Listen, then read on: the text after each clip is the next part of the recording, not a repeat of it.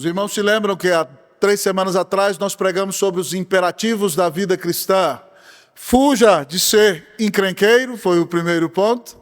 O segundo ponto foi preserve a palavra. E o terceiro, alegre-se ultra circunstancialmente.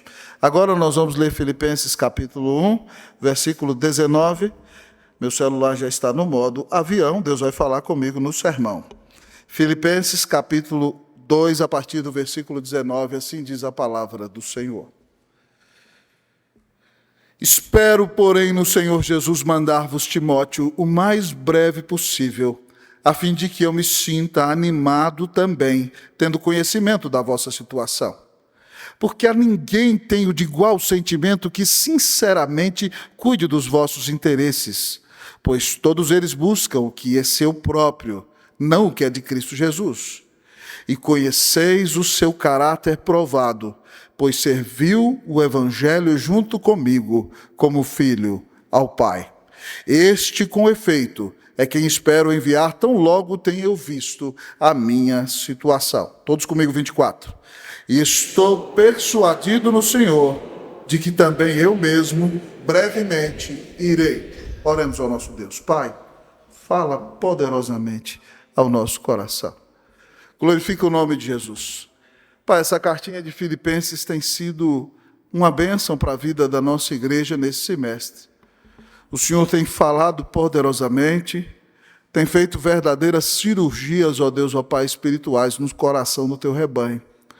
E tem, Deus, ó Pai, nos chamado a viver a verdade para a honra e para a glória do nome de Jesus.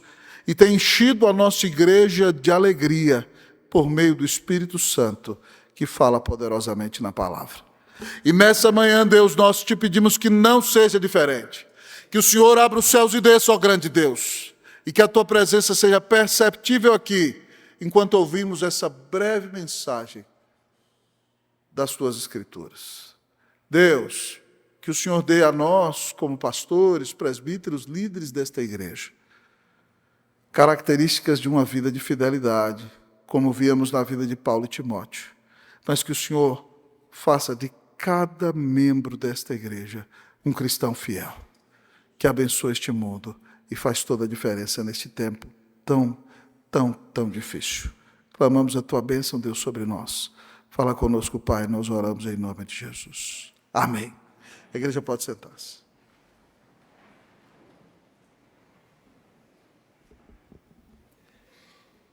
O melhor momento de um líder é quando ele prepara novos líderes. O melhor momento de um discipulador é quando ele prepara discípulos fiéis no caminho do Senhor.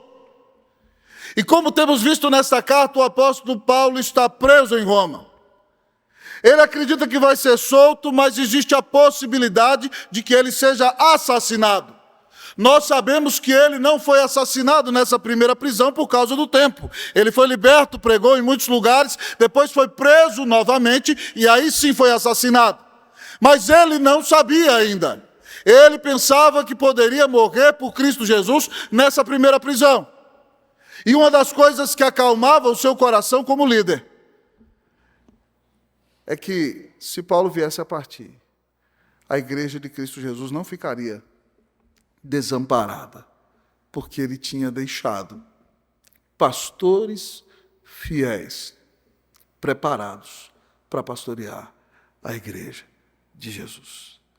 E é isso que Paulo está dizendo aqui, que ele está desejoso de mandar Timóteo àquela igreja. Timóteo já tinha pregado ali, esteve na plantação da igreja quando Paulo a plantou, e Paulo quer que Timóteo esteja ali para que ele faça uma leitura verdadeira sobre a situação da igreja. Vocês se lembram que a igreja tem problemas? Irmãs como Evódia e Cinti que estão brigando. A igreja está sendo muito perseguida pelos romanos que moram na cidade de Filipos. E a carta repete 16 vezes a palavra alegrai-vos de distintas maneiras para que eles se regozijem. Então Paulo precisa de um relatório fiel. E ele diz que tão logo se resolva a sua situação, que se defina se ele vai morrer ou não, ele pretende mandar Timóteo. Seria uma viagem, irmãos, de 1.300 quilômetros a pé de Filipos a Roma. Timóteo estaria ali, provavelmente mandaria uma carta e depois voltaria mais 1.300 quilômetros a pé, levando notícias ao apóstolo Paulo. E Paulo, então, ao dizer que vai mandar Timóteo, mostra para a igreja de Filipos que ele está tranquilo ao enviar aquele pastor. Porque Timóteo é uma pessoa caracterizada pela sua fidelidade a Deus. Timóteo é um pastor fiel. E nós, amados irmãos, que vamos olhar para este texto nesta manhã, em que fala diretamente para pastores, para presbíteros, mas se aplica também a todos nós, porque nós todos somos chamados para sermos cristãos fiéis neste mundo. Quero olhar nesta manhã para as características de um pastor fiel, que nós, olhando para estas características, sejamos cristãos fiéis, para a honra e para a glória do nome de Jesus. O texto nos apresenta características de um pastor fiel. E a primeira característica de um pastor fiel que o texto nos apresenta, amados irmãos, é a generosidade. A primeira característica de um pastor fiel que o texto nos apresenta é a generosidade. Mas essa não deve ser a característica somente de um pastor fiel, mas também de todos os cristãos que desejam ser fiéis a Cristo Jesus. Nós vamos ler versículos 19 e 20 a 21. Eu vou ler o 19, a igreja o 20, nós todos o 21. Espero, porém, no Senhor Jesus mandar-vos Timóteo, o mais breve possível, a fim de que eu me sinta animado também, tendo conhecimento da vossa situação. A igreja 20.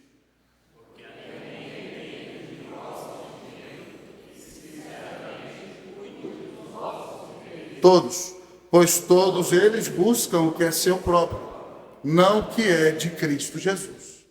Paulo disse que a primeira característica deste pastor fiel que ele vai enviar, que é Timóteo, é que ele é alguém extremamente generoso. Paulo disse que não tinha a ninguém que era de igual sentimento com ele. Essa palavra usada para igual sentimento no grego significa literalmente tem a mesma alma que eu. Paulo está dizendo, não tenho na minha equipe pastoral ninguém que seja tão parecido comigo como Timóteo. É isso que ele está dizendo aqui. E por isso ele está tranquilo, porque ele diz o seguinte, porque Timóteo tem o mesmo sentimento de Paulo. E qual é o sentimento de Paulo? Eles querem cuidar dos interesses da igreja.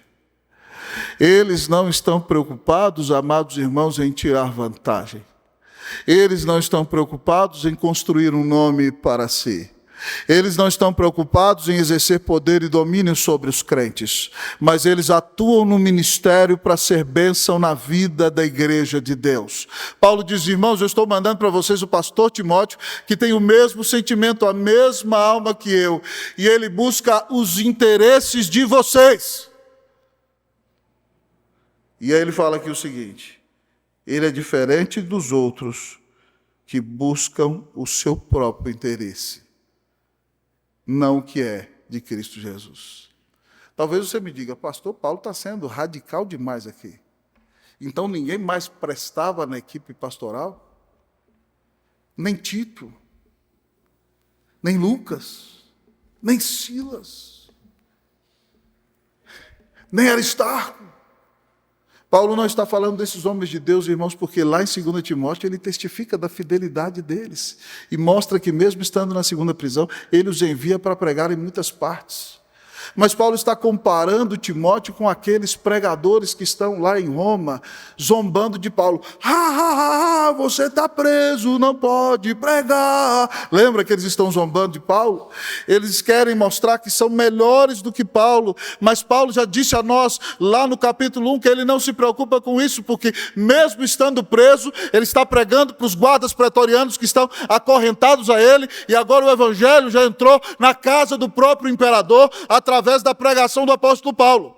Mas olhando para o pessoal que Paulo tem à disposição ali em Roma, ele diz o seguinte, o único que eu tenho para enviar aqui, que busca o interesse de vocês, que não quer seu próprio interesse, que quer o interesse de Cristo Jesus, que quer viver para a glória de Deus, que quer abençoar a vida da igreja, que busca o crescimento espiritual de vocês, que é extremamente generoso, não se preocupa consigo mesmo, mas vai se doar para abençoar a vida da igreja. Esse que eu vou mandar é Timóteo.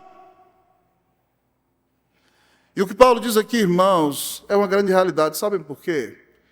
Porque é bem verdade, é possível que pessoas entrem no ministério pastoral ou até no trabalho da igreja para receberem aplausos e se tornarem famosos.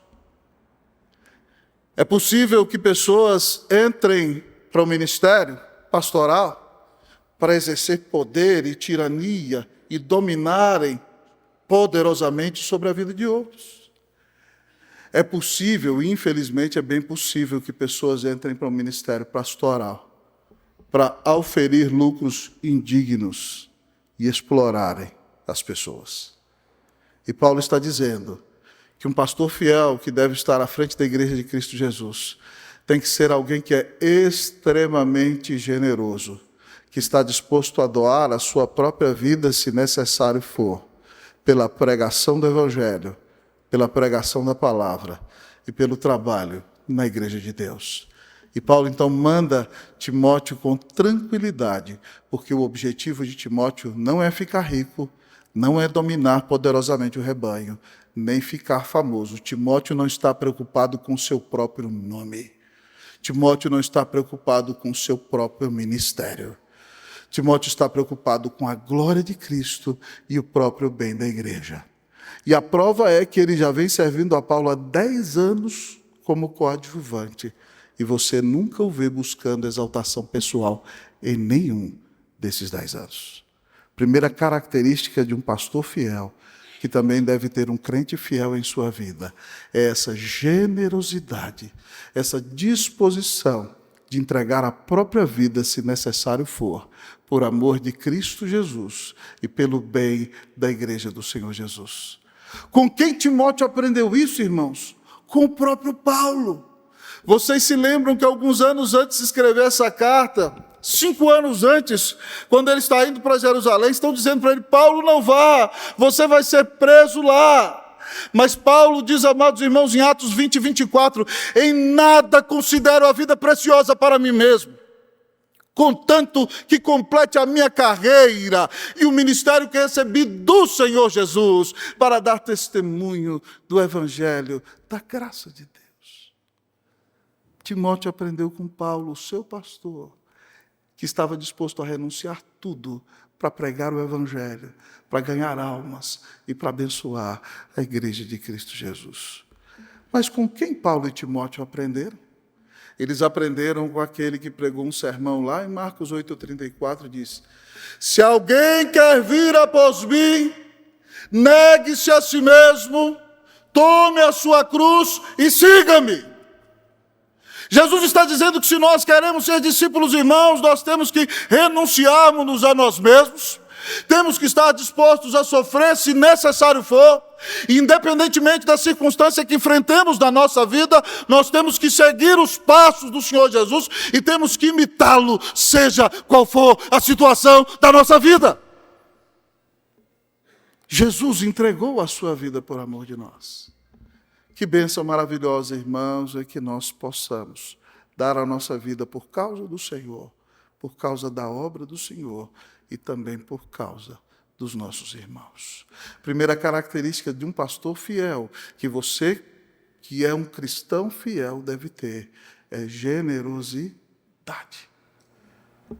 Nesse mês passado, irmãos, pregando em uma cidade do Brasil, num evento para casais, o pastor da igreja me contou a história de que ele era um evangelista lá no interior de Minas e foi visitar aquela região um destacado escritor presbiteriano e evangélico, que era diretor de um seminário presbiteriano à época, e a mãe dele era membro daquela igreja lá no interiorzinho de Minas. E aquele evangelista sentiu chamado para ir para o seminário, mas não tinha condições de se bancar. E aí então o diretor: venha para a minha cidade, nós vamos dar uma bolsa para você. E eu vou arrumar uma igreja para você trabalhar. Então ele abriu mão de tudo e mudou-se para aquela cidade maior e foi para o seminário.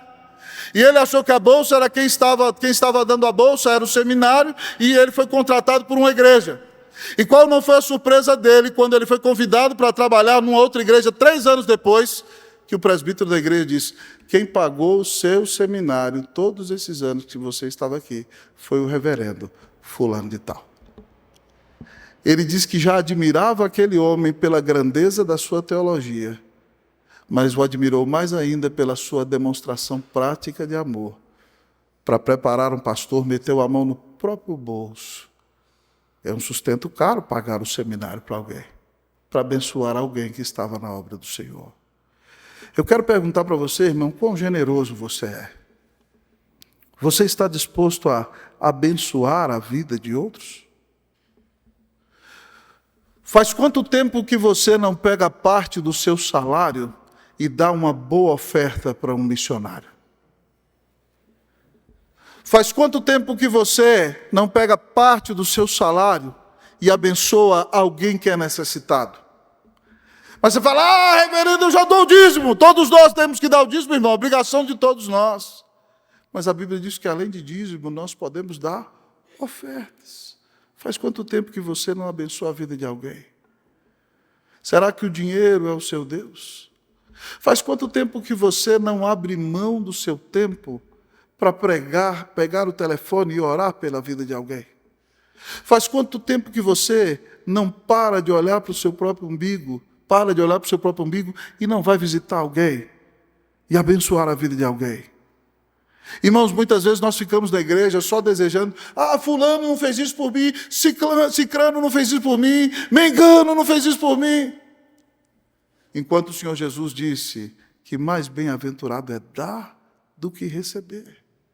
Se eu e você entendemos o tamanho da salvação que recebemos, irmãos, nós vamos ser generosos. Nós vamos dar do nosso tempo, da nossa vida, dos nossos recursos, com todo o nosso ser, porque nós entendemos que nós recebemos infinitamente de Cristo Jesus. Nada que possamos fazer vai se comparar àquilo que Ele fez por nós. Então, que Deus nos dê a bênção de sermos generosos, que nós ofertemos para a obra missionária, que nós ofertemos do nosso tempo para orar pela vida de alguém, que nós preguemos o Evangelho para os nossos amigos, que nós estejamos dispostos, se necessário for, a doar a nossa própria vida para sermos uma bênção nas mãos de Cristo Jesus. Se você quer ser um cristão fiel, você não pode ser mesquinho, você não pode ser tacanho, você não pode olhar somente para o seu próprio umbigo, você não pode querer viver somente desejando ser servido, mas você precisa servir como Jesus fez, e entregar a sua vida em resgate por muitos. Que Deus nos dê a bênção de sermos cristãos fiéis nesses dias difíceis, amém, irmãos? Que a generosidade de Cristo Jesus se manifeste em nossa vida, amém, meus irmãos? Pastor, qual é outra característica que o texto ensina deste pastor fiel que era Timóteo, que se aplica a nós que somos cristãos fiéis, para a glória de Jesus? Outra característica, amados irmãos, primeira característica deste pastor fiel, que serve para você que quer ser um cristão fiel, é que ele era generoso. Mas a segunda característica, amados irmãos, deste pastor fiel, que serve para nós que devemos ser cristãos fiéis, é que ele era aprovado. Segunda característica para um cristão fiel, já aplicando para você, ele deve ser aprovado. Nós vamos ler, queridos irmãos e irmãs, versículo de número 22 e 23. Eu vou ler o 22 da igreja, 23. E conheceis o seu caráter provado, pois serviu o Evangelho junto comigo como filho ao Pai. Vocês.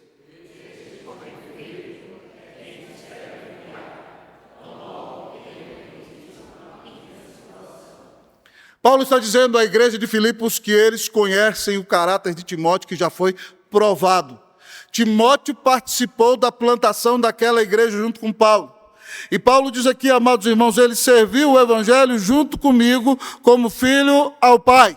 A palavra usada para servir no grego é a palavra usada para escravo. Ele se dispôs a ser um escravo por causa do Evangelho de Cristo. Mas não somente escravo, ele foi como um filho para mim. Timóteo tem um caráter provado. Timóteo, irmãos, tem um testemunho ilibado. E essa é uma das características impressionantes da vida de Timóteo. Quando Paulo chega, queridos irmãos, a Derbe e Listra, na sua segunda viagem missionária, indo fortalecer a igreja que ele tinha plantado na primeira viagem missionária, contaram para ele que naquela época um adolescente se converteu. E agora esse adolescente estava pregando, e ele era uma bênção, e os irmãos da igreja de Derbe e Listra, e também da cidade vizinha de Icônio, disseram para Paulo que Timóteo era uma bênção. Aquele moço tinha um testemunho impactante, aquele moço estava pregando a palavra, aquele moço estava fazendo toda a diferença naquela região. A mãe dele era judia, o pai era grego. Paulo então circuncidou para botá-lo na equipe para pregar para os judeus, e o colocou na equipe missionária. E Timóteo, então, irmãos, depois daquela época, por 10 anos foi auxiliar de Paulo. 10 anos! Na segunda viagem missionária, na terceira viagem missionária, agora com Paulo preso em Roma. Timóteo, irmãos, tem um testemunho impactante. Ele é aprovado. E é impressionante que você pode perceber comigo que a palavra usada para aprovado aqui no grego era uma palavra muito interessante para um evento que acontecia na época dos dias da Bíblia. Não havia sistema bancário como no dia de hoje. Então, o que funcionava como sistema bancário era o peso do metal e o valor das pedras preciosas. Então, cada cidade tinha regras para que moedas fossem cunhadas. Então, o metal, o ouro, era derretido, havia uma forma, então, e depois daquela forma, a borda do metal era lixado. E nessa hora em que o metal era lixado, algumas pessoas que eram corruptas cortavam parte do metal para que a moeda ficasse mais fina e ela não tivesse verdadeiramente o valor que ela tinha. Então começou na cidade de Atenas esse movimento, mas depois em todas as cidades da Grécia, havia alguns cambistas que eram tremendamente conhecedores da moeda, e eles então olhavam para as moedas e conseguiam detectar as moedas falsas. E eles não aceitavam moedas falsas e nem eles entregavam moedas falsificadas. E a palavra então destes homens é que eles eram, quando eles pegavam a moeda e a moeda era boa, eles diziam aprovado. Era o substantivo dokimos no grego. Aqui nesse texto aparece o adjetivo dokime, que vem do substantivo dokimos. É uma moeda aprovada. E aqueles homens então começaram a ser chamados de dokimos. Eles eram aprovados. Paulo está dizendo aqui que Timóteo não é moeda falsificada. Timóteo tem um caráter aprovado. Timóteo tem um testemunho no meio da igreja. Irmãos, isso aqui é muito sério. Ontem lá em casa à noite, quando estava indo todo mundo dormir, eu falei, amanhã, Isabela e Davi estavam lá, cada um no seu quarto, na sala, Cleusa, eu e Daniele. Amanhã eu vou pregar sobre as características de um pastor fiel. E repetir as 3. Daniele com 8 anos de idade. Papai, você está vivendo isso que você vai pregar? Pá! A mãe riu, achou bom. Deu um sorriso. Hein? Eu falei, eita filha, você é cruel, hein? Terrível. Hein? Eu falei, filhinha, papai não pode falar de si mesmo. Vocês é que tem que falar. Olhando para essas características. Mas, irmão, o crente tem que ter uma conduta ilibada. Nós não somos salvos pelas nossas obras. Nós somos salvos pela graça mediante a fé na obra de Jesus. Mas você conhece quem é salvo pelo testemunho que ele dá.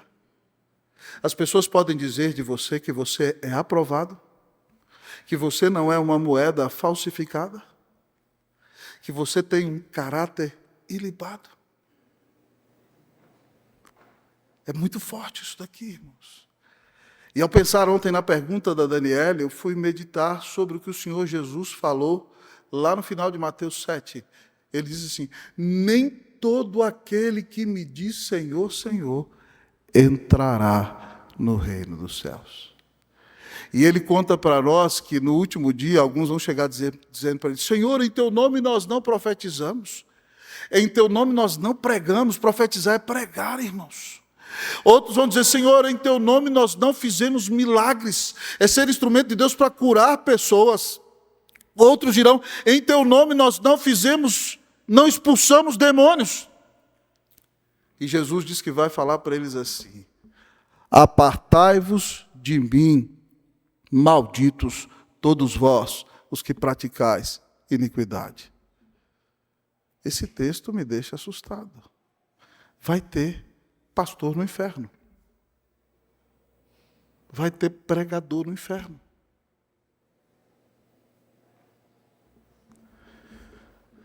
Vai ter exorcista no inferno. Vai ter gente que foi usada para curar no inferno. Então, irmãos, a gente tem que parar de começar. A gente tem que parar de brincar de crente. Você tem um caráter aprovado? Talvez diante das pessoas você tenha. Mas o Senhor, e aí é que o escrutínio é violento, o Senhor sonda o nosso coração. Nós verdadeiramente, irmãos, somos de Cristo Jesus? No último dia, o que o Senhor vai falar para nós?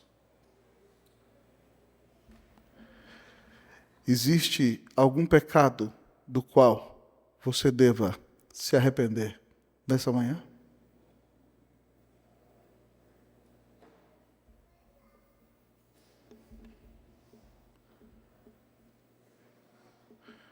Você precisa pedir ao Senhor que traga restauração à tua vida desesperadamente em um aspecto nessa manhã? Você precisa pedir ao Senhor que te cure? A promessa é que se você verdadeiramente, sinceramente confessar os seus pecados, o Senhor é fiel e justo. E Ele te perdoa e te purifica. Se você não tem sido aprovado, nessa manhã o Senhor Jesus te conclama ao arrependimento. A confessar o seu pecado e dizer: Filho de Davi, tem misericórdia de mim. E a Bíblia diz que todo aquele que invocar o nome do Senhor vai ser salvo.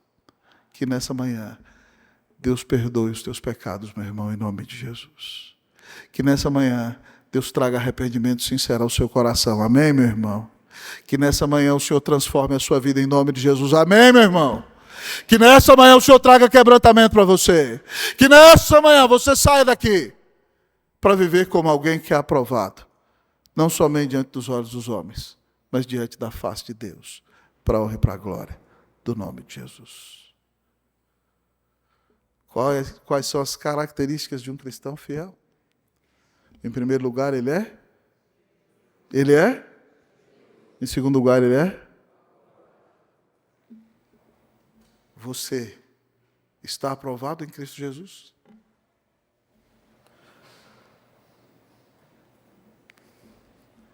Os meninos já fazem meme com as minhas perguntas de frase de transição. Pastor, então façam um meme aí hoje.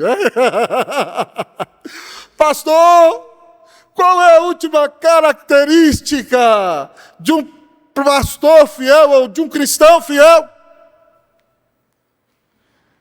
Eles estão aprendendo homilética sem saber, já estão todos preparados para pregar.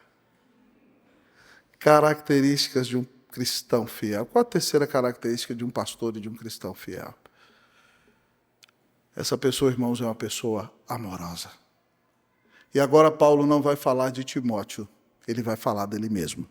Versículo 24. Vamos ler todos comigo? E estou persuadido no Senhor, de que também eu mesmo, brevemente, irei.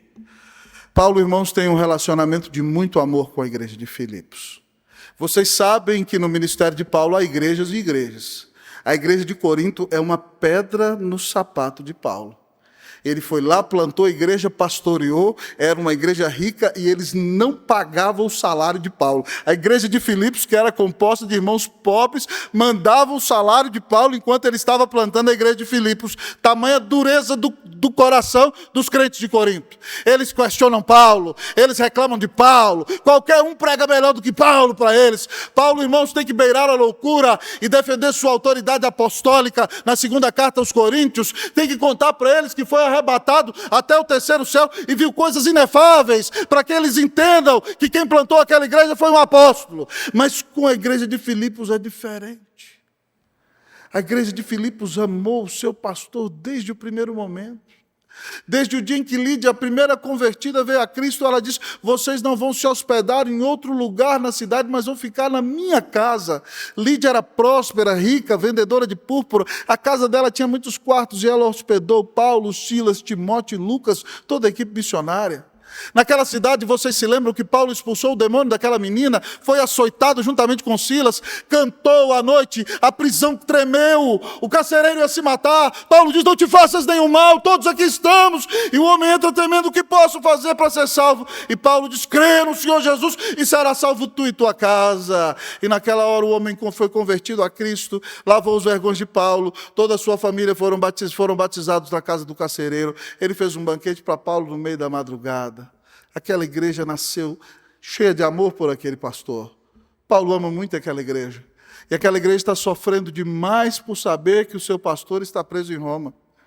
Então Paulo diz: irmãos, e ele estava certo, talvez exista a possibilidade de que eu fique aqui e morra agora. Mas eu vou falar a verdade para vocês. Eu acho que nesse julgamento eu vou ser inocentado. Ele só foi condenado no seguinte. E ele diz aqui: eu estou persuadido no Senhor, ou seja, eu estou plenamente convencido de que também eu mesmo brevemente irei. Paulo ama tanto aquela igreja, irmãos, que não vê a hora de estar com aquele povo. Quem ama, irmãos, quer estar junto. Quem ama, quer estar perto. Quem ama, gosta de abençoar. Deus tem nos abençoado com uma equipe pastoral maravilhosa aqui na Unida. Um conselho abençoado, uma junta de diáconos preciosa. De maneira que esse vosso pastor, que está aqui, que vos ama no Senhor, tem sido chamado para exercer uma missão também como evangelista e conferencista. Mas vocês não sabem. Muitas das vezes que eu viajo assim: Deus, nossa igreja está tão abençoada em São Paulo, o que eu vim fazer aqui? E quando eu desci do Maranhão há 2 semanas atrás, num lugar bem distante, Deus, numa das mensagens, irmãos, confirmou um chamado de 5 pessoas. Uma missionária que estava pensando desistir de tudo, me mandou uma mensagem assim que eu saí de lá: pastor, Deus trouxe o senhor aqui para pregar uma mensagem, para que eu vá para o Instituto Bíblico, me prepare e volte para o campo missionário. Então, irmãos, isso é glória de Deus. Eu não tenho poder nenhum, porque eu não tenho poder de mudar o coração de ninguém. É o Espírito que fala na palavra. Mas mesmo estando lá, irmãos, o coração fica aqui. E quando eu ligo para casa, né, Cleuzinha? Cleuzinha, como é que foi o culto? O pastor pregou sobre o quê? Os pastores não sabem, eu tenho espiões, né? Eles me dão os sermões dos pastores, né? Não só lá em casa, né? Presbítero Cleverson, pastor, fulano pregou tal coisa, hoje me dá tal. Sim, entreguei meu informante, entendeu? Ele pregou tal. E disse: como é que foi a frequência? Quem visitou a igreja? Como é que estava tudo? Irmãos, e quando dá, eu saio de lá correndo, mesmo cansado, para pregar na segunda-feira à noite aqui. Quando cheguei do Maranhão, não vi a hora, cancelei um compromisso, corri para o grupo familiar dos jovens lá, eu falei: preciso estar com as ovelhas, né? Bênção maravilhosa. Pastor é assim. Você pode ter um chamado de evangelista e conferencista, mas tem um coração de pastor. E ama o rebanho. Ama estar no meio do povo de Deus. Ama pregar a palavra de Deus. Mas com quem nós temos que aprender isso, irmãos? Não só pastores como crentes. Nós temos que aprender com Cristo Jesus. Porque a Bíblia diz que Ele amou tanto ao mundo que deu a sua vida na cruz do Calvário para nos salvar. Ele veio ao nosso encontro. E pasme comigo, irmão, quando você olha para a igreja primitiva, que é uma igreja que experimentou avivamento, os crentes gostavam de estar juntos. Hoje na igreja, se deixar algum irmão fala assim: ainda bem que eu não tenho que conviver com fulano. Irmão enjoado! Misericórdia, coitada da mulher, santa irmã. Outros falam assim: minha irmã, a senhora é uma santa, convive com fulano todo domingo. Mas tem gente que fala assim: não aguento olhar para a cara de fulano. Misericórdia, estou pensando em mudar de igreja porque eu não gosto dele. Mas a igreja que experimentava o avivamento, eles viviam juntos. Tinham tudo em comum, amavam uns aos outros, amavam a comunhão do corpo de Cristo. Irmãos, nós temos que amar o povo de Deus. Sabe por quê? Porque Jesus morreu por esse povo. Essas pessoas que estão sentadas no banco aos seus lados não são seus meros colegas de igreja. Eles custaram o sangue do eterno Filho de Deus. E nós, como pastores, devemos amar vocês, rebanho. Mas vocês, rebanho, devem amar a nós, pastores, mas todos nós devemos nos amar uns aos outros. Eu me lembro quando eu era adolescente, criança na igreja, entrando na adolescência, havia uma música que era cantada, que dizia assim: quando estou com o povo de Deus, eu sinto a maior alegria. Quando estou com o povo de Deus, eu sinto a real harmonia. Que prazer ver o povo de Deus louvando, tendo aqui um lugar todo santo. Quando estou com o povo de Deus, eu sinto a maior